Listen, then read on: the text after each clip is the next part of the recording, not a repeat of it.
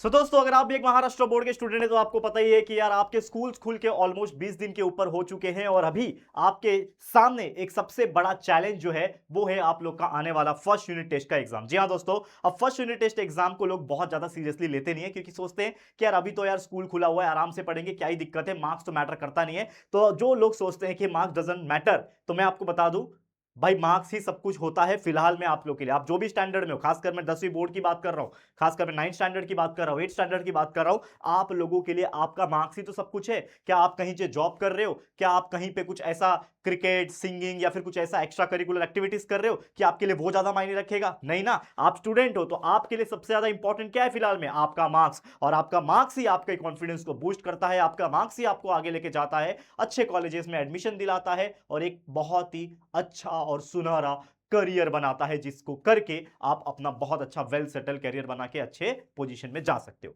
तो सबसे पहले अगर मैं फर्स्ट यूनिट टेस्ट की बात करता हूं तो कहीं ना कहीं लैक ऑफ प्रिपरेशन सामने आता है कि हमको समझ में ही नहीं आता कि सर फर्स्ट यूनिट टेस्ट के लिए प्रिपरेशन कैसे किया जाए, क्या स्ट्रैटेजी फॉलो किया जाए, कितने चैप्टर्स आ रहे हैं तो उसको मैं कैसे टैकल करूं, क्या टाइम टेबल हो सकता है, क्या चैलेंजेस हो सकते हैं, क्या मिस्टेक को अवॉइड करना चाहिए। ये सारा डाउट्स बच्चों के मन में आता है। तो अगर आप एक 8 9 10 के स्टूडेंट हो, जरूर से इस वीडियो को पूरा देखना, क्योंकि आज के इस वीडियो के अंदर मैं फर्स्ट यूनिट टेस्ट जो आपका बहुत जल्दी होने वाला है उसका कंप्लीट एक प्रिपरेशन स्ट्रैटेजी बताने वाला हूं। और अगर आप इसको फॉलो कर लेते हो, ट्रस्ट मी, मेहनत तो करना आपको ही है, मेरा काम है आपको समझाना, लेकिन अगर आप इसको फॉलो करके मेहनत कर लेते हो तो आप लोगों के फर्स्ट यूनिट टेस्ट एग्जाम में ही इतने अच्छे मार्क्स आ जाएंगे कि ये कंसिस्टेंसी मेंटेन हो जाएगी और आप लोग को बार बार टॉप करने का मन करेगा और यही चीज फाइनल एग्जाम में और बोर्ड एग्जाम्स में आपके लिए हेल्प करेगा। तो चलिए वीडियो की शुरुआत करते हैं। मैं चाहता हूं कि इस वीडियो को जितना हो सके आप लाइक करके अपने सभी दोस्तों के साथ शेयर जरूर करना। तो सबसे पहले हम बात कर लेते हैं कि एग्जाम डेट।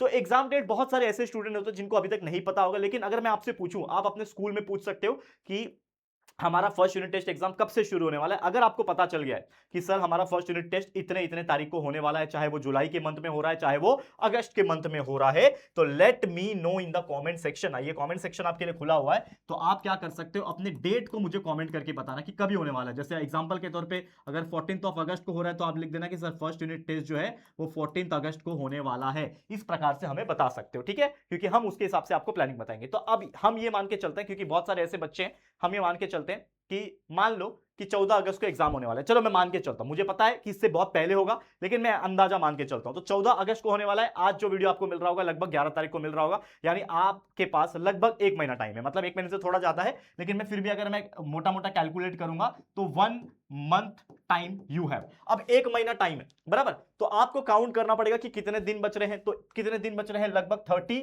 से लेके 35 डेज है। और हो सकता है कुछ बच्चों का बहुत जल्दी होगा, तो मैं एक आगे भी एक फिगर डाल देता हूं कि 25 से लेके 30 से लेके 35 डेज आपके हाथ में है और इन्हीं डेज में आपको पढ़ाई करना है। तो सबसे पहले क्या करोगे, अपने सिलेबस को जानोगे। जो भी आपका सब्जेक्ट, जैसे आप साइंस का सब्जेक्ट है, मैथ्स का सब्जेक्ट है, अब 10th वाले होंगे तो मैथ्स 1 मैथ्स 2 होगा, 9th वाले होंगे तो मैथ्स 1 मैथ्स 2 होगा, साइंस 1 साइंस 2 भी होगा अलग अलग। तो जो भी सब्जेक्ट है उनके चैप्टर्स कितने आने वाले वो आपको पता करना पड़ेगा। तो लेट्स से अगर आप एक 10th के स्टूडेंट हो तो हो सकता है आपको चैप्टर नंबर 1 और चैप्टर नंबर 2 आ रहा होगा साइंस 1 में, फिर साइंस 2 में आपको आ रहा होगा चैप्टर नंबर 1 2 और 3, हो सकता है ऐसा भी हो सकता है। और मैथ्स में आपका चैप्टर नंबर 1 2 आ रहा होगा, ज्योमेट्री में आपका 1 2 आ रहा होगा। तो जो भी चैप्टर्स आ रहे हैं उसको आप नोट डाउन करो और कमेंट सेक्शन में कर सकते हो तो करो। हम आपको उसके लिए बहुत सारी चीजें का प्लानिंग कर रहे हैं, क्योंकि मैं चाहता हूं कि फर्स्ट यूनिट टेस्ट आपके लिए इतने धमाकेदार मैं बना दूं, इतना धमाकेदार बना दूं कि आप सभी बच्चे अच्छे से अच्छा मार्क्स लाएंगे। ठीक है, ये काम आप लोग को हमारे लिए करना है कि आप अपने सिलेबस को हमें बता सकते हैं कि फर्स्ट यूनिट टेस्ट में कितना आने वाला है, और हम आपके लिए लाइव भी बहुत सारी चीज का प्लानिंग कर रहे हैं, तो वो आपको हेल्प करेगा। ठीक है, अब आपको क्या करना है, एक टाइम टेबल बनाना है सब्जेक्ट के according.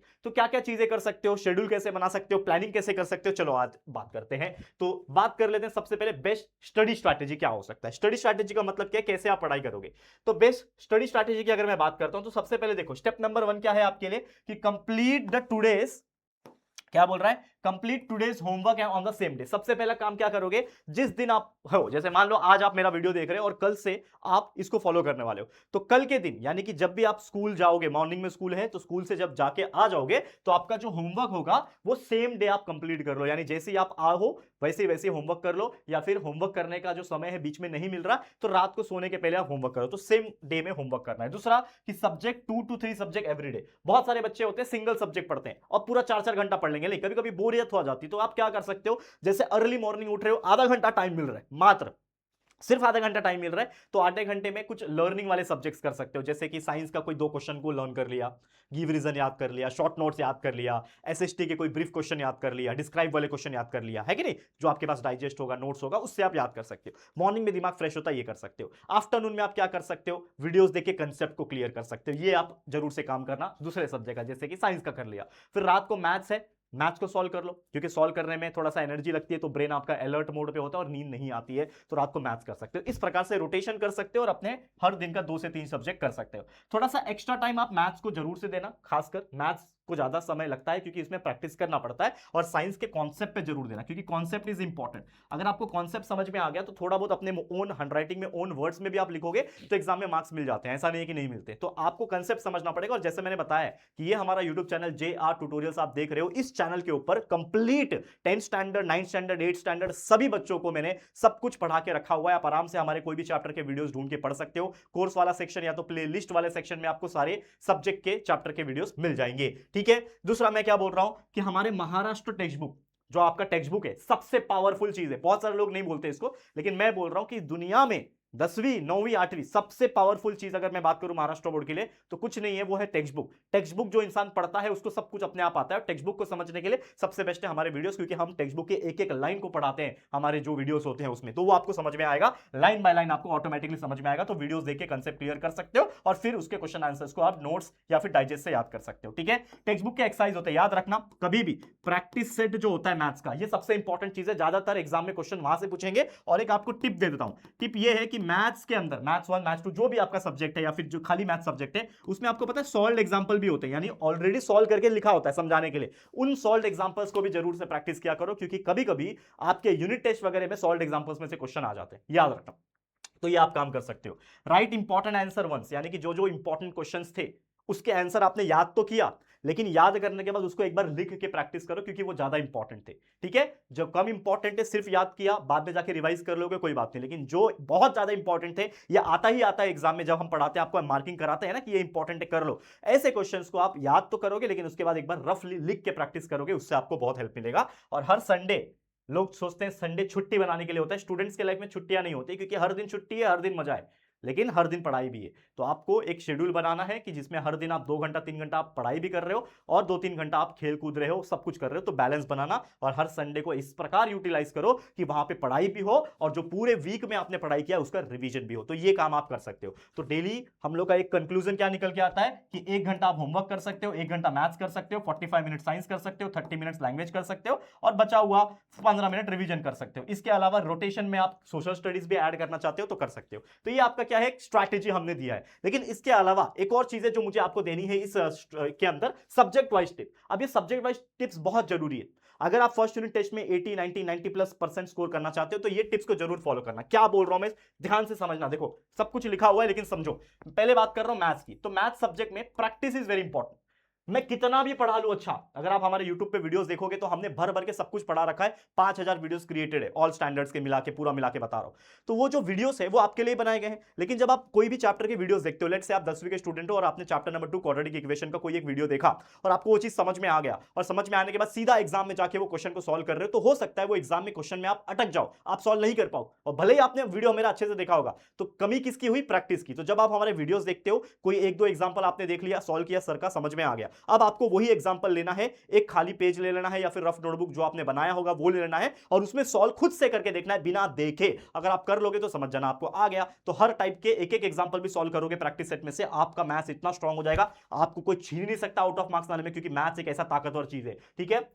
Don't only watch solution, जैसे मैंने सिर्फ सॉल्यूशन या फिर सिर्फ वीडियोस देखोगे काम नहीं चलेगा। वीडियो सॉल्यूशन देखने के अलावा आपको प्रैक्टिस करना पड़ेगा। सॉल्व क्वेश्चन बाय योरसेल्फ, जैसा मैंने बोला। Focus on formula and theorem, एक अलग से सेपरेट पेज बनाओ, उसमें थ्योरम्स, फॉर्मूलेस एक लिस्ट बनाओ, ताकि लास्ट मोमेंट पे सिर्फ उसको ऐसा नजर मार के भी चले जाओ ना तो याद आ जाए, ठीक है। Revise important sums before the test, यानी जब भी आपका फर्स्ट यूनिट टेस्ट होगा या फिर कोई भी एग्जाम होगा, जितने भी इंपॉर्टेंट क्वेश्चन है, जैसा हमने हाईलाइट कराया हुआ है आप लोग को बहुत सारी चीजों में, तो वो आपको प्रैक्टिस करते रहना है। ये बात हो गई मैथ्स की। फिर उसके बाद साइंस सब्जेक्ट की अगर मैं बात करूं, तो डायग्राम्स आते हैं। डायग्राम जितने होंगे टेक्स्ट बुक में, जो जो इंपॉर्टेंट होते हैं, जो हम पढ़ाते पढ़ाते मार्क कराते हैं, उसको करना है। कंसेप्ट स्टडी करना है, सो दैट कि अगर कोई एग्जांपल उठा के पूछे और वो थोड़ा ट्विस्ट करके पूछ दिया जाए, ठीक है ना, घुमा के पूछते हैं ना, तो आपको पता रहे कि अच्छा इसका आंसर तो यही आएगा क्योंकि हमने कंसेप्ट पढ़ा हुआ है। ठीक है ना, तो वीडियोस देखो, अगेन मैं बोलूंगा वीडियोस देख के कंसेप्ट क्लियर करो, साइंस के, मैथ्स के, सोशल स्टडीज के, हमारे चैनल पे सब कुछ प्रेजेंट है 10th के 9th के। ठीक है ना, टेक्स्ट बुक के क्वेश्चंस, एक्टिविटीज के क्वेश्चन, साइंस के पीछे जो हर चैप्टर के पीछे एक्सरसाइज होते हैं उसके क्वेश्चंस के आंसर को याद करो। ठीक है ना,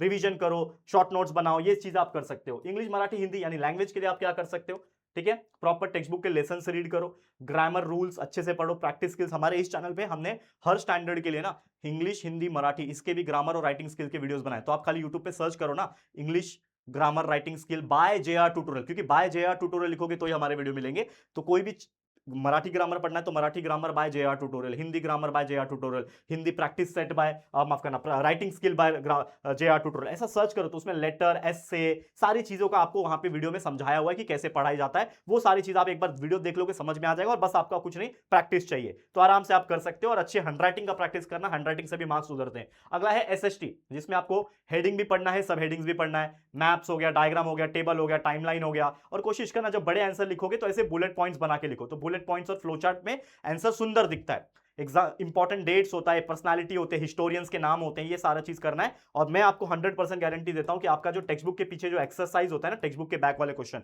हर चैप्टर के पीछे, उसी में से SST में से क्वेश्चन बनते हैं, उसके अलावा बाहर से नहीं बनते। तो जितने भी टेक्स्ट बुक के पीछे हर चैप्टर के पीछे जो क्वेश्चन हैं, चाहे वो फ्लो चार्ट हो, MCQs हो, मैच द पेयर हो, गिव रीजन हो, शॉर्ट नोट्स हो, डिस्क्राइब वाले हो, सब कुछ याद कर लेना है। मैं गारंटी देता हूं आपके 90-95% भी बन जाएंगे आपके फर्स्ट यूनिट टेस्ट में, और यही हैबिट आप लोग को बोर्ड एग्जाम में भी अच्छा परसेंटेज दिलाएगी, ये मेरी गारंटी है। क्लियर हो गया, समझ में आ गया, तो उम्मीद कर रहा हूं आपको हर चीज अच्छे से क्लियर हो गया होगा। अब आप क्या करना है, आपको एक रफ टाइम टेबल बना लेना है कि मान लो कि मेरे पास 30 डेज है, एग्जांपल के तौर पे अगर मेरे पास 30 डेज है और चैप्टर हर सब्जेक्ट में, मान लो साइंस 1 में अगर आ रहे हैं 3, साइंस 2 में 3, 6 हो गए, मैथ्स 1 में 2, मैथ्स 2 में 2, तो कितने हो गए, 10 हो गए। SST में 2-2 और 1 कर लोगे तो 15 हो गए। तो मान लो अगर 15 चैप्टर आ रहे तो 30 दिन है, 15 चैप्टर मतलब हर 2 दिन में, यानी 2 डेज के हिसाब से आप एक चैप्टर पढ़ सकते हो। तो इस प्रकार से अपना एक टाइम टेबल सेट करो कि मेरे को ये 2 दिन में साइंस 1 का ये चैप्टर कंप्लीट करना है, कैसे भी करके। तो एक दिन आप आराम से पूरा अच्छी तरीके से उसमें 2 घंटा वीडियो देखो, फिर 2 घंटा पढ़ाई करो, अगले दिन 2 घंटा वीडियो देखो, 2 घंटा पढ़ाई करो, ऐसे करके, और प्रैक्टिस अलग से। तो ये सारा चीज करोगे डेफिनेटली हो जाएगा। तो खुद का एक शेड्यूल रेडी करो, फट से अभी के अभी रेडी करो अगर अभी तक नहीं बनाया होगा, और उसके ऊपर काम पे लग जाओ। 20 दिन 25 दिन भूल जाओ, 1 महीना भूल जाओ कि मेरे और कोई लाइफ है। कोशिश करके देखो, क्या पता फर्स्ट यूनिट टेस्ट में ही आपका वो ऐसा रिजल्ट आपको देखने मिल जाए जिसकी कल्पना भी आपने नहीं की होगी, कभी जिंदगी में नहीं सोचा होगा कि आप इतने परसेंटेज निकाल पाओगे, और वाकई में आप निकाल पाओगे, ट्रस्ट में। तो आज के लिए फिलहाल इतना ही, यही था आपके लिए फर्स्ट यूनिट टेस्ट का एक बेहतरीन स्ट्रैटेजी, और उम्मीद करता हूं ये डेफिनेटली आपको हेल्प करेगा, डेफिनेटली आपके अच्छे परसेंटेज दिलाएगा। ऑल द वेरी बेस्ट बच्चा। ठीक है, वीडियो पसंद आए, हमारी मेहनत पसंद आए तो प्लीज वीडियो को लाइक कर देना, शेयर करना अपने सभी दोस्तों के साथ, और अगर पहली बार आए हो चैनल पे, चैनल को सब्सक्राइब नहीं किया है तो फटाफट से चैनल को सब्सक्राइब करके बेल आइकन को प्रेस कर देना। मिलते हैं जल्दी किसी नए वीडियो में, तब तक के लिए thank you, take care and good bye.